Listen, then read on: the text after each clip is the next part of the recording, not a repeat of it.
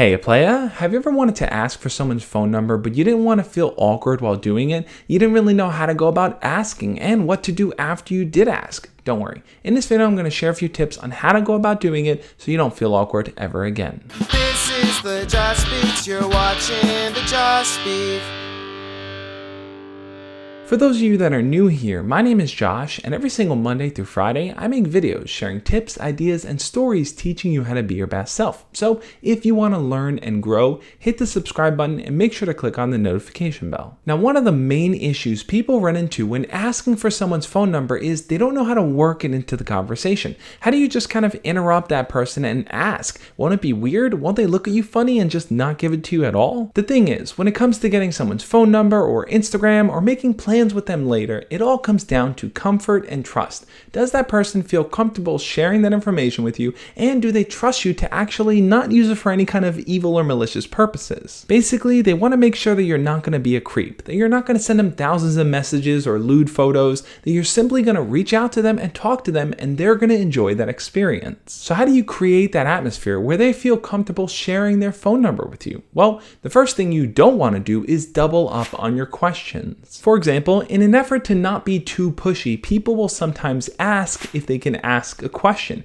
and that sometimes can make you look a lot less confident. You might say something like, "Hey, I wanted to know if it was okay if I can ask for your phone number." Now look, on its surface level, that doesn't sound like a bad or weird thing to say, but it doesn't really carry the level of confidence that you may need to actually secure that number. While it does sound innocent, it also sounds hesitant, like you're taking 2 steps back to ask them, just out of fear that you don't want to poke the bear too much. But sometimes just simply saying something like, "Hey, let me get your number," works better. But just saying, "Hey, let me get your number," does come off confident, but it might be too pushy. So what is the equal balance between those two? How do you kind of level it out so that it's not awkward and the person will actually respond positively? I would say the best way to go about doing it is to tie it into some sort of plan making. In your conversation with that person, try to talk about things that you want to do, things you're looking forward to, things that they can get excited about as well. For example, if you're using one of the icebreakers that I shared in an earlier video this week, I'll link it up over here so you can check it out after, you might ask something like, "What's your favorite fast food place?"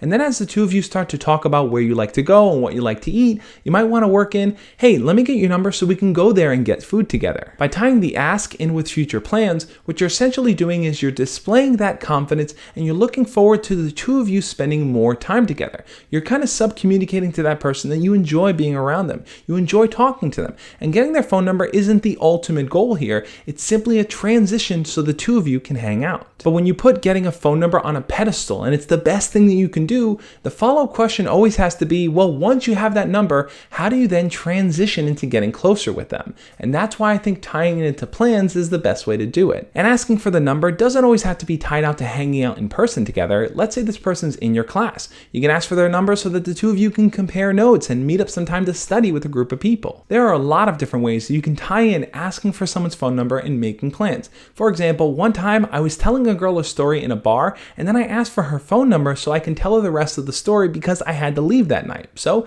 that was a way that I used it as a segue to continue talking to her. What makes asking for someone's phone number so awkward is when you make that whole interaction about the number. It really isn't about the number at the end of the day. It's about transitioning into something else. So if you're building up to this, "Hey, can I just have your number?" it becomes a yes or no thing for that person. They start to say, "Do I want to give this person my number? Do I not want to give them? Are they going to be a creep? Are they not?" But by weaving it into a story, they simply say, "Well, yeah, I want to continue talking to this person, and giving them my number is the way that they're going to communicate with me." And a simple tactic I've used in the past is already to have the phone number screen on your phone as you're talking to them, and then you could just take your phone, hand it over to them, and then say, "Here, put your number in so we can make plans to go do this later." By conveying that level of confidence and having your phone easily accessible and ready on the number screen, it becomes so much easier for them to just jump into the moment and share it with you. Not to mention, if you're in the process of talking to them as they're doing it, it might just seem like another thing. It won't be weird and awkward because you're not emphasizing it. You're just kind of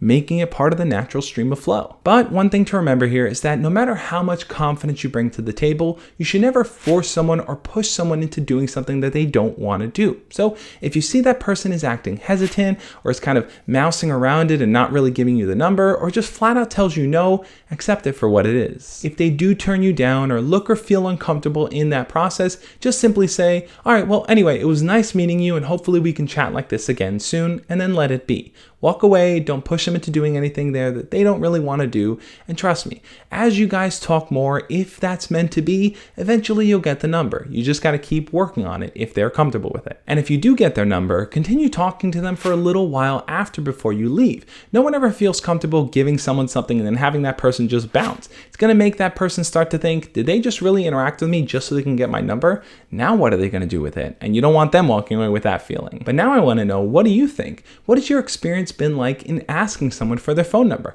Have you tried it before and gotten it? Have you tried it and failed? Are you just too nervous to go about doing it? Leave your comments down below and we'll talk about it. The learning doesn't end there though. Now that you have the number, you're going to want to know how to carry a conversation forward through calling them and texting them. So check out the playlist right there on your screen to watch more videos on how to do that effectively. And you can also check out my book, Embracing the Awkward, where I break down how to communicate better with people, how to be a better listener, and the key things you need to do to learn how to embrace the awkward. So check it out, guys, and I'll catch you tomorrow or next week. Next week it is. As always, love and peace.